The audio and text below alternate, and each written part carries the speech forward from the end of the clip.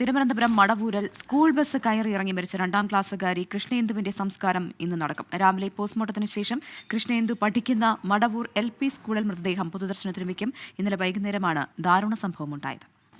ഉമേഷ് ബാലകൃഷ്ണൻ ചേരുന്നുണ്ട് തിരുവനന്തപുരത്ത് നിന്ന് വിവരങ്ങളുമായി. ഉമേഷ്, ഇത്തരം വാർത്തകൾ വായിക്കുമ്പോൾ വല്ലാതെ സങ്കടം, ദുഃഖം, വേദനയൊക്കെ ഉണ്ട്. ഇതിങ്ങനെ ആവർത്തിച്ചുകൊണ്ടേയിരിക്കുകയാണ് ഇത്തരം അപകടങ്ങൾ. ഇന്നിപ്പോൾ ഏത് രീതിയിലാണ് ചടങ്ങുകൾ?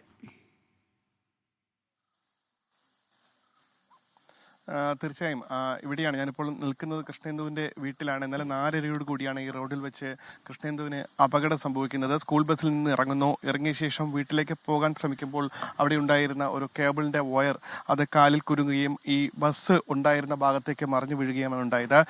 ഈ ബസ് ഡ്രൈവർ ഇതൊന്നും ശ്രദ്ധിക്കാതെ വാഹനമെടുത്ത് ആ വാഹനത്തിനടിയിൽപ്പെട്ടാണ് കൃഷ്ണേന്ദു മരിക്കുന്നത്. ഇവിടെ നിന്ന് നേരെ പാരിപ്പള്ളി മെഡിക്കൽ കോളേജിലേക്ക് കുട്ടിയെ എത്തിക്കുമ്പോൾ തന്നെ മരണപ്പെട്ടിരുന്നു. കൃഷ്ണേന്ദുവിന്റെ വീട്ടിൽ ഇപ്പോൾ അതിനുള്ള തയ്യാറെടുപ്പുകൾ ആരംഭിച്ചു. മൃതദേഹം ഇപ്പോഴും പാരിപ്പള്ളി മെഡിക്കൽ കോളേജിലാണ് ഉള്ളത്. പാരിപ്പള്ളി മെഡിക്കൽ കോളേജിൽ നിന്ന് മൃതദേഹം ആദ്യം കൃഷ്ണേന്ദു പഠിച്ചിരുന്ന മടവൂർ LP സ്കൂളിലേക്ക് എത്തിക്കും. അവിടെയാണ് പൊതുദർശനം വയ്ക്കുക. അതിനുശേഷമാണ് വീട്ടിലേക്ക് കൊണ്ടുവരുന്നത്. വീട്ടിലെത്തിച്ച് വീട്ടിൽ തന്നെ സംസ്കരിക്കും. എന്തായാലും വളരെ ദുഃഖകരമായ ഒരു സാഹചര്യമാണ്. എങ്കിലും ഡ്രൈവർക്കെതിരെ ഇപ്പോൾ പോലീസ് കേസെടുത്തിട്ടുണ്ട്. മനഃപൂർവ്വമല്ലാത്ത നരഹത്യക്കാണ് കേസെടുത്തത്. FIR-ൽ ഇദ്ദേഹം അശ്രദ്ധമായി ഇത്തരത്തിൽ കുട്ടി ഇറങ്ങി വീട്ടിലേക്ക് എത്തിയോ എന്ന് ഡ്രൈവർമാർ കൃത്യമായി പരിശോധിക്കണമെന്നുള്ള നിർദ്ദേശമെല്ലാം നേരത്തെ സ്കൂൾ ഡ്രൈവർമാർക്ക് നൽകിയിരുന്നു. അത്തരമൊരു പരിശോധന പോലും നടത്താതെ വേഗത്തിൽ വണ്ടി എടുത്തു. ഇതാണ് അപകടത്തിന് കാരണമായിരിക്കുന്നത് എന്നാണ് പ്രാഥമികമായി എഴുതിയിരിക്കുന്നത്. അതോടൊപ്പം സ്വാഭാവികമായി ഈ കേബിൾ ഈ സ്വകാര്യ കേബിൾ നെറ്റ്വർക്കിന്റെ കേബിൾ ഇവിടെ റോഡിൽ അലക്ഷ്യമായിട്ടിരുന്നു. സ്വാഭാവികമായി അതിനെതിരെയും കേസ് വരുമോ, ആ നടപടിക്കെതിരെയും കേസ് വരുമോ എന്നെല്ലാം ഇനി കണ്ടറിയാം. എന്തായാലും വളരെ ദുഃഖകരമായ സാഹചര്യം. കുട്ടികളെല്ലാം ഇനി 2 ദിവസം അവധിയാണ്. അവധി ആഘോഷിക്കാനെല്ലാം തയ്യാറെടുപ്പോടുകൂടി വീട്ടിലേക്ക് ഓടിക്കയറാൻ നിന്നിരുന്ന കൃഷ്ണേന്ദുവാണ് ഈ ഒരു ദുരന്തത്തിലേക്ക് വഴുതി മാറിയത്. വീട്ടിൽ അച്ഛനും അമ്മയും ഉണ്ടായിരുന്നില്ല. കൃഷ്ണേന്ദുവിന്റെ അച്ഛൻ KSRTCയിലെ എംപാനൽ ഡ്രൈവറാണ്. അമ്മ മറ്റൊരു സ്വകാര്യ സ്ഥാപനത്തിൽ സെയിൽസിൽ ജോലി ചെയ്യുന്ന ആളാണ്. ഇവിടെ അമ്മുമ്മയുണ്ടായിരുന്നു. പക്ഷെ അമ്മുമ്മ കഴിഞ്ഞ കുറച്ച് ദിവസം മുൻപ് അസുഖത്തെ തുടർന്ന് മറ്റൊരു വീട്ടിലേക്ക് മാറിയിരുന്നു ചികിത്സ ലഭിക്കാൻ വേണ്ടി.